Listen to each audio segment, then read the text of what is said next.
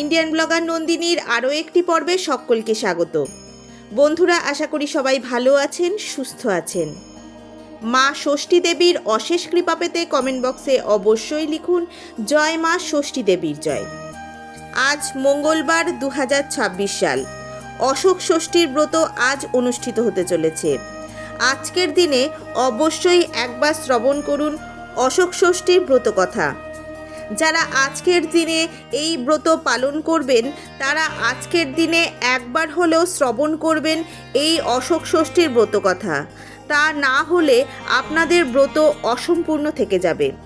আর যারা কোনো কারণবশত অশোক ষষ্ঠীর ব্রত পালন করতে অসমর্থ বা অশোক ষষ্ঠীর ব্রত পালন করবেন না, তারাও আজকের দিনে সন্তানের কল্যাণের জন্য এবং সন্তানের দীর্ঘায়ুর জন্য মা অশোক ষষ্ঠীর ব্রত কথা একবার হলেও শ্রবণ করুন। মা অশোক ষষ্ঠীর ব্রত কথা শ্রবণ করব তার আগে ইন্ডিয়ান ব্লগার নন্দিনী চ্যানেলটিকে সাবস্ক্রাইব করে পাশে থাকা বেল আইকনটি প্রেস করার অনুরোধ রইল, যাতে সকল ভিডিওর নোটিফিকেশন আপনারা খুব সহজেই পেয়ে যান। বিভিন্ন পূজাপাঠের পঞ্জিকা অনুসারে আপডেট পেতে অবশ্যই এই চ্যানেলটি সাবস্ক্রাইব করে নেবেন। চলুন শুরু করা যাক আজকের পর্ব।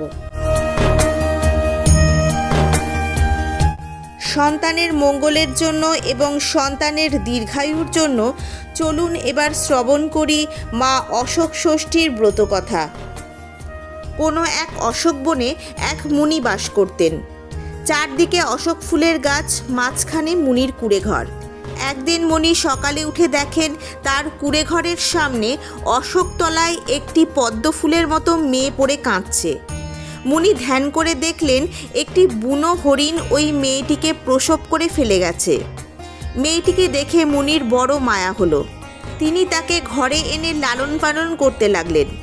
মেয়েটি একলা ঘরে শুয়ে থাকলে হরিণী এসে মাঝে মাঝে দুধ দিয়ে যেত। ক্রমে মেয়েটি বড় হলো। মুনি ভাবেন, এমন সুন্দরী মেয়ে কুঁড়ে ঘরে রেখে আমি কোথাও গিয়ে স্থির থাকতে পারি না। মেয়েটিকে একটি সুপাত্রে দিতে পারলে নিশ্চিন্ত হই। মুনি কোথাও যাবার সময় মেয়েটিকে বলে যান, মা অশোকা, আমি যতক্ষণ না আসি ততক্ষণ তুমি কুটিরের বাইরে যেও না। মেয়েটি তাই ঘরের ভেতরেই থাকে। মুনি আর মনের মতো পাত্র পান না। তখন প্রতিজ্ঞা করলেন, কাল সকালে উঠে যার মুখ দেখব তার সঙ্গেই মেয়ের বিয়ে দেব। দৈবের কর্ম, সকালে উঠে দেখেন এক রাজপুত্র মুনির কুটিরের দরজায় লোক লস্কর নিয়ে উপস্থিত। মুনি বললেন, তুমি কে? এখানে কেন? রাজপুত্র বললেন, আমি রাজার ছেলে। মৃগয়া করতে এসেছিলাম। সন্ধে থেকে সমস্ত রাত্রি ঝড় বৃষ্টি হওয়াতে আমি আপনার কুটিরের দ্বারে আশ্রয় নিয়েছি। মুনি বললেন, তা ভালোই হয়েছে। আমার একটি মেয়ে আছে, সেটি তোমায় দান করব। এই বলে তিনি অশোকাকে এনে হাতটি ধরে রাজপুত্রর হাতে সঁপে দিলেন। আর মেয়েটির আঁচলে কতগুলি অশোক ফুল ও বিচি দিয়ে বললেন, মা, এই ফুলগুলি শুকিয়ে রেখো, চৈত্র মাসের অশোক ষষ্ঠীর দিনে খাবে। আর এই অশোক দানাগুলি 2 হাতে ছড়াতে ছড়াতে যেও। আমার কুটির থেকে রাজপুত্রের বাড়ি পর্যন্ত অশোক ফুলের গাছ হবে। যদি তোমার কখনো বিপদ ঘটে তবে এই গাছের সার ধরে ধরে আমার কুটিরে এসো। আর অশোক ষষ্ঠীর দিন কখনো অন্ন আহার করবে না। তখন রাজপুত্র অশোকা দুজনেই মুনিকে প্রণাম করে যেতে লাগলেন। অশোকা 2 হাতে অশোক ফুলের বিচি ছড়াতে ছড়াতে শ্বশুরবাড়ি গেল। রাজা রানী আদর করে তাদের বউ বেটাকে ঘরে তুললেন। কিছুদিন পরে অশোকার একটি ছেলে হলো। তারপর ক্রমে ক্রমে 7টি ছেলে ও একটি মেয়ে হলো। ছেলেদের বিয়ে থা হলো। তারপর শ্বশুর শাশুড়ি যথা সময়ে স্বর্গে গেলেন। চৈত্র মাসে অশোক ষষ্ঠীর দিন শ্বশুরের শ্রাদ্ধ। সমস্ত দিন গোলমালে গেল। সন্ধ্যার সময় অশোকার বউয়েরা বললেন, ও মা, ভাত খাবে, এসো। অশোকা বললে, আমার মনে ছিল না মা, আজ যে আমার অশোক ষষ্ঠী। তখন বউয়েরা তাড়াতাড়ি মুগ কলাই সেদ্ধ করে এনে দিল। রাতে ছেলের বউয়েরা ঘরে ঘরে শুয়ে রইল। সকালে কেউ আর ওঠে না। 1 প্রহর বেলা হয়ে গেল, কেউ ঘরের দরজা খোলে না। অশোকা এ ঘরে ধাক্কা মারে, ও ঘরে ধাক্কা মারে, কেউ সাড়া দেয় না। তখন রাজা কামার ডেকে দরজা ভেঙে দেখেন বউ বেটা নাতি নাতনি সব মরে আড়ষ্ট হয়ে পড়ে আছে। এই দেখে রাজা কাঁদতে কাঁদতে বললেন, অশোকা কি হবে? তখন অশোকা সেই মুনির কথা মনে পড়ল। অমনি কাঁদতে কাঁদতে অশোক ফুলের গাছ ধরে বরাবর সেই মুনির কুটিরে গিয়ে মুনির পায়ে পড়ে কাঁদতে লাগলো। বললে, বাবা আমার সর্বনাশ হয়েছে, ছেলেপুলে সব মরে গেছে। মুনি তখন ধ্যানে সব জানতে পারলেন। মেয়েকে সান্ত্বনা দিয়ে বললেন, তুমি অশোক ষষ্ঠীর দিন যে মুগ কলাই সেদ্ধ করে খেয়েছিলে সেই মুগ ঘুঁটের জালে সেদ্ধ হয়েছিল। সেই ঘুঁটের সঙ্গে ধান ছিল। সেই ধান আগুনের তাতে ক্ষয় হয়ে মুগ সিদ্ধর হাঁড়িতে পড়েছিল।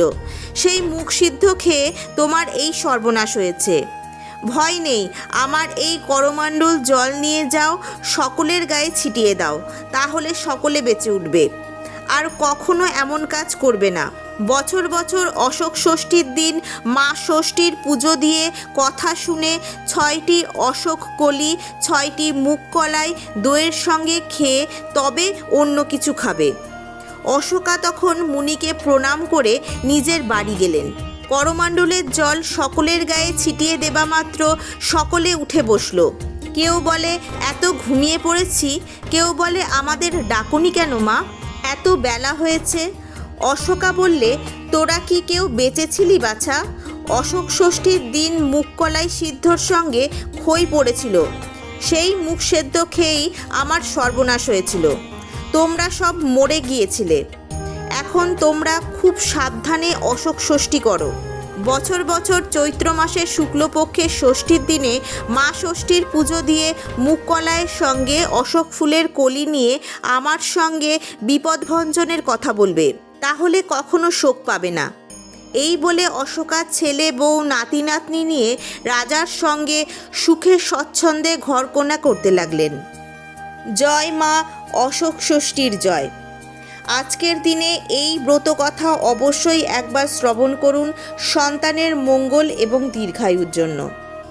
আজকের ভিডিওটি আপাতত এই পর্যন্তই। ভালো লাগলে অবশ্যই একটা লাইক করে দেবেন এবং হেল্পফুল বলে মনে হলে নিজেদের ফ্রেন্ডস ফ্যামিলির সাথে শেয়ার করার অনুরোধ রইল।